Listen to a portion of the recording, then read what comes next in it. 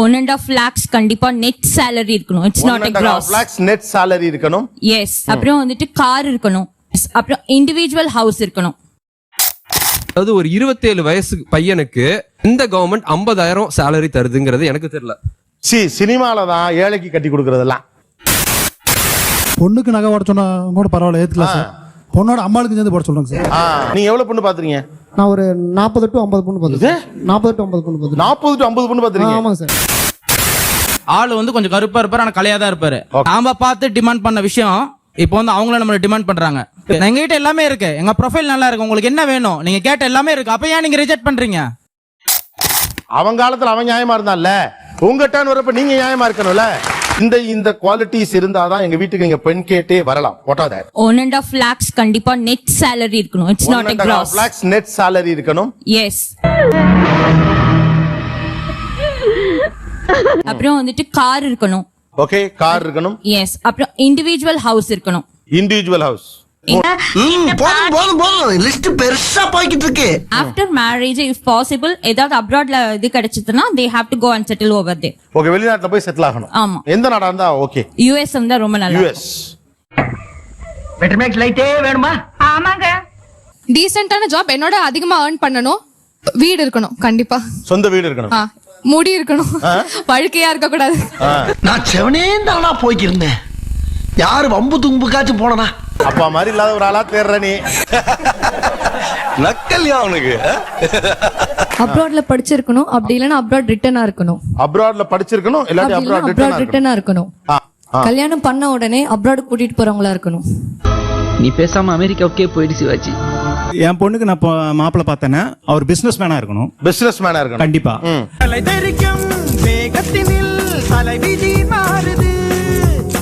இந்த பிசினஸ் மேனா இருந்தா அவங்க அப்பாவும் பிசினஸ் பண்ணிருக்கணும். சோ இது வந்து பரம்பரை பிசினஸ் பண்ணிருக்கணும். ஆமா சார். நேரங்க உனக்கே நல்லா இருக்குதா? நியாயமா? 40 to 50,000 50,000 ரூபாய் சம்பளம். நான் ஐடியா இருந்தா ஓகேங்க. நிறைய நைட் டியூட்டிஸ் அது மாதிரி எல்லாம் நிறைய வருதுங்க. இது அவளை கட்டிக்க போறவன் கவலைப்படுற விஷயம் இல்ல, இதையும் ஃபீல் பண்றான் சார். ஒரு கவர்மெண்ட் மாப்பிள்ளையா வரணும், அரசாங்க உத்தியோகம் இருக்கணும், அதுக்கப்புறம் ஒரு சொந்த வீடு இருக்கணும். சொந்த வீடு நம்ம வீட்டுக்கு வந்த பிறகு எல்லாம் நம்ம பையன் மாதிரி இருந்துக்கணும். டயலாக கவனிக்கணும். சகல இந்த கேஸ்ல இதான் முக்கியமான பாயிண்ட். நோட்டி நம்ம வீட்டுக்கு வந்த பிறகு சொல் பேச்சு கேட்டு நடக்கணும். அதுக்கு முன்னாடி அவரை பத்தி தெரியாது இல்ல சார். நல்ல வேலைப்பா, எனக்குலாம் கல்யாணம் ஆயிருச்சு. என்ன தமாஷா பேசுறாரு மாதிரியா? ஆக்சுவலா இவங்க சொல்றதுல பெரும்பாலும் என்ன சொல்றாங்க, ஒரு செக்யூர் ஜாப். 30,000 இருந்து 50,000 ரூபாய் அல்லது 40,000 ரூபாய் ஆவரேஜா அவர் சம்பளம். பெரும்பாலானவர்கள் சொந்த வீடு. அப்புறம் சில பேர் அப்ராட்ல போய் செட்டில் ஆகணும், குறிப்பாக அமெரிக்கா. 10-12 பொண்ணுக்கு மேல பாத்திருப்போம். கிரீன் கார்டு அமெரிக்கால மெயினா. எனக்கு அது சொன்ன உடனே கோவம் வந்துருச்சு. எனக்கு வர்ற ஆத்திரத்துக்கு அவனை கொலை பண்ண போறேன். இன்னொரு விஷயம் என்னதுன்னா 50,000, அதாவது ஒரு 27 வயசு பையனுக்கு ஒரு கவர்மெண்ட், எந்த கவர்மெண்ட் 50,000 சேலரி தருதுங்கிறது எனக்கு தெரியல. கரெக்ட், நியாயமான பேச்சுப்பா. அவனுக்கு அடுத்து வந்து ஒரு 30 வயசுக்குள்ள கண்டிப்பா கல்யாணம் பண்ணி ஆகணும், அப்படிலாம் ஒரு இது இருக்கு. அப்படின்னா அந்த 7 வருஷத்துக்குள்ள அவன் வந்து இவ்வளவு செஞ்சாகணுமே. இவங்க என்ன பண்ணணும், இது வந்து எனக்கு சூட் ஆகாதுன்னு சொல்லி நீ வேறதான் பாக்கணுமே தவிர நீ பொண்ணு வீட்டை வந்து. நம்ம நியாயம் பத்தி மட்டும்தான் பேசுறோம். மாமாக்கு வந்து பொண்ணு பார்க்க போனோம். எங்க மாமா வந்து கவர்மெண்ட் எம்ப்ளாயி, சொந்த வீடு, ஏஜ் வந்து 32 ஏஜ். ஆனா வந்து பொண்ணு பாக்குறாங்கன்னா ஒரு 30-40 இடம், போகாத இடம் இல்ல, பார்க்காத ஆள் இல்ல, போகாத கோயில் இல்ல. ஆனா பாக்குறவங்க எல்லாம் ரிஜெக்டட் தான். அதுதானப்பா எனக்கும் புரியல. ஆளு வந்து கொஞ்சம் கருப்பா இருப்பாரு, ஆனா கலையா தான் இருப்பாரு. ஆனா அவங்க எதிர்பார்க்கறது என்னவோ எனக்கு ஒன்னும் புரியல. பார்க்காத இல்ல, ஜாதகம் இல்லாம பொறுத்து நல்லா இருந்தாலும் வேணாம். இன்னைக்கு வரைக்கும் எங்க மாமாக்கு ஒன்னும் மேரேஜ் ஆகாது, ஸ்டில் வந்து சர்ச்சிங் தான், இன்னும் தேடிட்டு தான் இருக்கோம். நானும் தேடிட்டு தான் இருக்கேன். சகல நிலைமை நினைச்சு ரொம்ப பரிதாபமா இருக்குப்பா. நாம பார்த்து டிமாண்ட் பண்ண விஷயம் இப்போ வந்து அவங்கள நம்ம டிமாண்ட் பண்றாங்க. என்ன உங்களுக்கு கொஞ்சமா சென்ஸ் இருக்கா? அப்படி கேளு சும்மா. அதுதான் கால மாற்றம். வேணாம்னா இல்ல, இதுதான் நமக்கு அதிர்ச்சியா இருக்கிறதுக்கு ரீசன் என்னன்னா, இதெல்லாம் நாம பண்ணிட்டு இருந்தப்ப இஷ்யூவே இல்ல, அது அப்படித்தான் இருந்துச்சு. உண்மை. ஒரு மாற்றம் நடக்கும் போது பதட்டம் இருக்கும் நமக்கு, அவ்வளவுதான். முன்னாடி வந்து பையன் வீட்ல வந்து எல்லாமே பொண்ணு வீட்ல வந்து டிமாண்ட் பண்ணும்போது அதை வந்து நம்ம ஒரு பெரிய விஷயமாவே எடுத்துக்கலாம். எல்லாமே வந்து ரொம்ப சாதாரணமா கேஷுவலா நடக்கிறது. ஆனா இப்ப பொண்ணு வீட்ல அப்படின்னு சொல்லும் போது அங்க லாஸ்ட்ல இருக்கிற தேர்ட்ல உட்கார்ந்துட்டு இருக்கிறவர் சொல்றாரு, எனக்கு ரொம்ப காண்டாவுது அப்படின்னு சொல்றாரு. எப்படி கோர்த்து விடுது பாரு.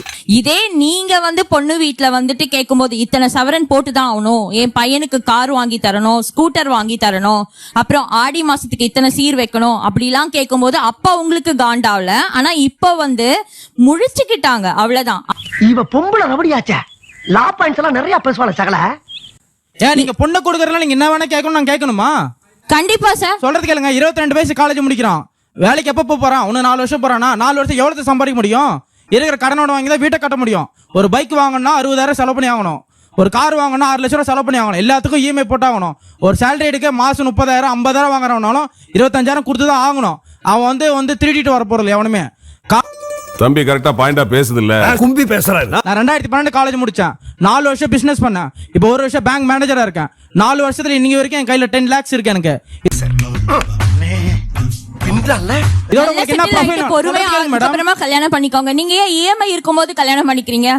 ஏண்டா நியாயமா பண்ணுங்கடா, அநியாயம் பண்ணாதீங்க. இப்ப எல்லாமே ஓகே ஆயிடுச்சு. பொண்ணு அப்பா அம்மா எல்லாம் அவங்க சைடு எங்க சைடு எல்லாம் ஓகே ஆயிடுச்சு. அந்த பொண்ணு வந்து நைட்டு அவங்க கேட்டிருக்கு, அந்த பையன் சம்பாதிச்சு இப்பதான் வீடு கட்டினாங்கன்னு சொல்றீங்க, அந்த பொண்ணு அந்த வீட்டோட இஎம்ஐ யார் கட்டுறா, இல்ல அவங்க அப்பா கட்டினாரான்னு கேட்டாங்க. இல்ல இந்த பையன் பேர்ல தான் இஎம்ஐ போட்டு இந்த பையன் தான் ஸ்பெண்ட் பண்ணிருக்கான், லோன் போட்டு கட்டிருக்கான்னு சொன்னா, அப்ப இஎம்ஐ இந்த பையன் தான் கட்டுறானா அப்படி கேட்டாங்க.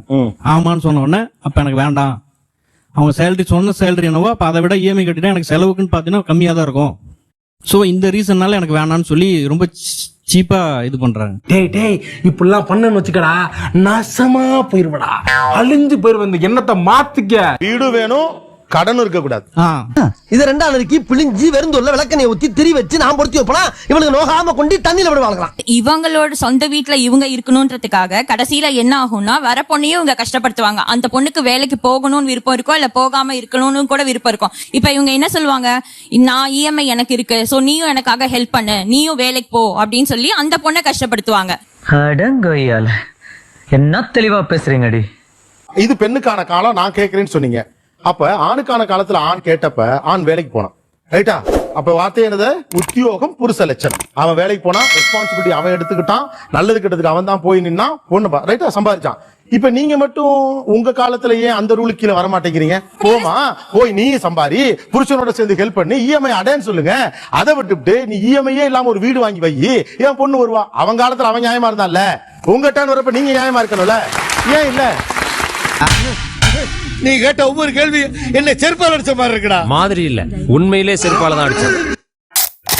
ஆணின் வருத்தத்தை நான் முகத்துல பாக்குறேன். ரொம்ப காலத்திற்கு பிறகு இந்த மாதிரி ஷோல தான் இதெல்லாம் ஆச்சரியமா. ஒரு ஆணுடைய உலகத்தை யோசிச்சு பாருங்க.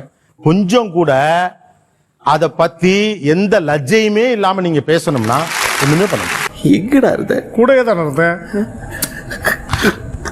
நீ என்ன பண்ற, நான் வீடு கட்டிட்டேன்னு காமிக்கிற, அந்த வீடு வந்து பேங்க்ல கடன் இருக்கும், அந்த வீட்டை அடிக்க 30 வருஷம் இல்ல 25 வருஷம் ஆகும். என் மகளை நான் கட்டி கொடுத்துட்டு இந்த 25 வருஷத்துக்கு என் மக சம்பாத்தியம் பண்ணும், அந்த வீட்டுல வந்து உன் பேர்ல இருக்கும் இல்ல உங்க அப்பா பேர்ல அந்த வீடு இருக்கும். நீ வந்து சொகுசா வாழணும்னு நினைக்கிற, அதுதானே உண்மை. வாய் மட்டும் இல்லைன்னா நாய் தூக்கிட்டு போயிடும். உங்களை எத்தனை பேர் உன் பேர்ல வீடு இருக்கு, நான் சம்பாரிச்சு வீடு கட்டியிருக்க சொல்லுங்க சார். லாஜிக்கலா பேரண்ட் சொத்தை சொல்லாத, நீ உழைச்சு சம்பாதிச்சது சொல்லு. என்னென்ன லூஸ் தரமா பேசிட்டு இருக்கீங்க? இப்போ வீடு இருந்தா தான் கல்யாணம் ஆமா அப்படின்னு சொல்றீங்க. ஆமா. இப்ப வீடு இல்லாத என்ன பண்றது? வீடு இல்லாதவன் சுயமா சம்பாதிச்ச கெப்பாசிட்டி வளர்த்துக்கிட்டு நீ மேரேஜ் பண்ணிக்கோ. சொந்த வீட்டுல இருக்க மட்டும்தான் கல்யாணம் பண்ணணும். அப்படி சொல்லலாமா? உங்க பொண்ணு படிச்சிருக்க, என் பையனும் படிச்சிருக்காங்க சார். ஆமா. உங்க பொண்ணு 50,000 சம்பாதிக்கிறா, என் பையன் 50,000 ஓகேம்மா. சம்பாதிக்கிறா. 2 பேரும் சேர்ந்து சொத்து வாங்கலாமே சார். இது ஒரு நல்ல கேள்வி. பதில சொல்றா. இவங்க டிமாண்டே என்னன்னா, ஃபர்ஸ்ட் வீடு வேணும், அது வேணும், இது வேணும்னா என்னோட வயசுக்கு என் அப்பா அம்மா அவங்களுக்கு சம்பாரிச்சு வச்சிருப்பாங்க, எனக்கு நான் தான் சம்பாதிக்கணும். நான் 50,000 ரூபாய் சம்பாதிக்கிறேன் அப்படின்னா 20,000 ரூபாய்க்கு லோன் கட்டலான்னு பிளான் போடுவேன். பொண்ணு வந்தா வேலை செஞ்சா செய்யட்டும், செய்யாட்டி அவங்க இஷ்டம். எல்லாம் ஓம் பிரச்சனையா? ஏன் மக கஷ்டப்படக்கூடாது? ஒரு அப்பா அப்படித்தான் நினைப்பா, நாளைக்கு நீங்களும் அப்படித்தான் நினைப்பீங்க. ஏன் புள்ள கஷ்டப்படும்? சினிமால தான் ஏழைக்கு கட்டி கொடுக்கறதெல்லாம் ஒத்துக்கிட மனசு இல்லைனாலும் அதான் நேசம். 50,000 சம்பளம் வாங்கினா ஓகேன்னா 50,000 இல்ல 1 லட்சம் கூட பையன் வாங்குறாங்க. இங்க எல்என்டில ஒர்க் பண்றாரு, டிப்ளமோ இன்ஜினியர். யாராச்சும் இங்க கட்டிகள் வாங்கலாம்னு கேளுங்க. டிப்ளமா இன்ஜினியர் நல்ல பணம் சம்பாதிக்கிறாரு அப்படின்னா ஓகேயா?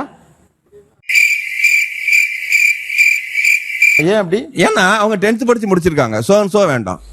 ஒன்று தெரிஞ்சு போச்சுடா, இந்த பிரபஞ்சத்துல உங்க மத்தியில இந்த உசுரை காப்பாத்துறது ரொம்ப சிரமம்.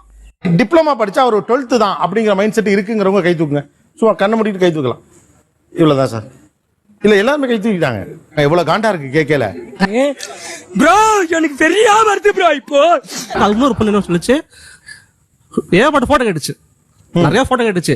எதுக்கு தெரியல, என்ன வந்து ஷூட்டிங் படம் எடுத்த ஹீரோ எடுக்க போறான்னு தெரியல, ஏகப்பட்ட போட்டோ கேட்டுச்சு. சரி எங்க அம்மாவும் எங்க அப்பாவும் சொல்லிட்டு சலிக்காம அழிச்சாங்க. எல்லாம் பார்த்துட்டு இல்ல ஏதோ ஒரு மிஸ் ஆகுது, போட்டோ ஃபேஸ் இல்ல, அதெல்லாம் வேண்டாம். ஓகே அடங்கம்மால நான் கேட்க மாட்டேனாங்க, அறிவு வேணாங்க. எனக்கு கொஞ்சம் ஈக்குவலா தான் நானும் பாப்பேன். அதாவது இப்போ நான் அவரோட போகும்போது மேட் ஃபார் ஈச் அதர் இல்லாம ஒரு ஜோடி பொருத்தமாவது தெரியணும். எனக்கு ரொம்ப வயசானவங்கள தெரியும் போது நான் எப்படி அக்செப்ட் பண்ணிப்பேன் நான் கேட்க விரும்புறேன். சோ அந்த போட்டோ பார்க்கும் போதே எனக்கு பிடிக்கல அப்படின்னா நேர்ல எப்படி இருப்பாரு அப்படின்ற, அப்போ நேர்ல எப்படி இருப்பாங்க அப்படின்ற ஒரு இதுல தான் நாங்க வேணாம். என்ன சும்மா ஒரு ஒப்பீனியனுக்காக நான் சொல்றேன். நீங்க வந்து ஒரு பையனுடைய போட்டோ இருக்குல்ல, அது வந்து ஒரு பிம்பம், அவ்வளவுதான். இத சொன்னா நம்மள பைத்தியக்காரன்னு சொல்றாயா? ஆமா சார், ஏன்னா போட்டோல பார்க்கும்போதே சில பேருக்கு தெரிஞ்சிடும் சார், இந்த மாதிரி பையன் இல்ல, நான் எதிர்பார்க்கிற மாதிரி பையன் இந்த மாதிரி இல்ல. பொண்ணுங்க எல்லாம் ஒண்ணுக்கு நினைச்சுக்கணுங்க, போட்டோ வேற, நேர பாக்குற ஆட்டிடியூட் வேற. ஏமாந்துடாதீங்க, பி கேர்லெஸ். நம்ம செலக்ட் பண்ற லெவல்ல இருக்கிறப்பவே கல்யாணம் முடிச்சுக்கிறது நல்லது. நம்மள யாராவது செலக்ட் பண்ண மாட்டாங்களான்னு ஏங்குற நேரம் இருக்கும். ஓகே, அந்த நேரம் வரைக்கும் நம்ம கொண்டு போயிட்டோம்னா அப்புறம் யாராவது நம்மள கல்யாணம் பண்ணிக்கிட்டா போதுங்கிற லெவல் வந்துரும்.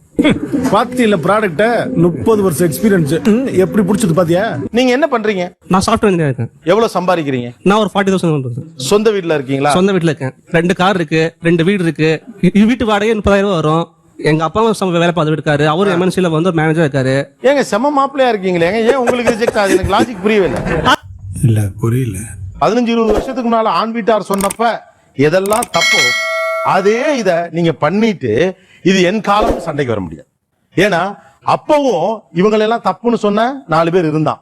இப்ப என்னன்னா நீங்க போட்டோ பார்த்துட்டே தூக்கி வீசுறீங்க. படிப்பு பணம் அழகு, படிப்பு பணம் அழகு, வேல்யூஸ் எங்க போச்சு? நீங்க இதெல்லாம் பாருங்க, நாங்க வேணான்னு சொல்ல, வேல்யூ பாருங்க. தெரிஞ்சிக்க புரிஞ்சிக்க, கரெக்டா இருந்தா புரட்டா கரெக்டா. சின்ன சேனலுக்கு எதா இருந்தாலும் அது கொஞ்சம் ஆதரவு கொடுங்க. உங்க பொண்ணான கையை கொண்டு அந்த பெல்லில் தட்டிடுங்க. அவங்களுக்கு சப்ஸ்கிரைபர் 5-10 ஏறுனா அவங்க மனசு சந்தோஷப்படும். அவங்க வீடியோவும் பாருங்க.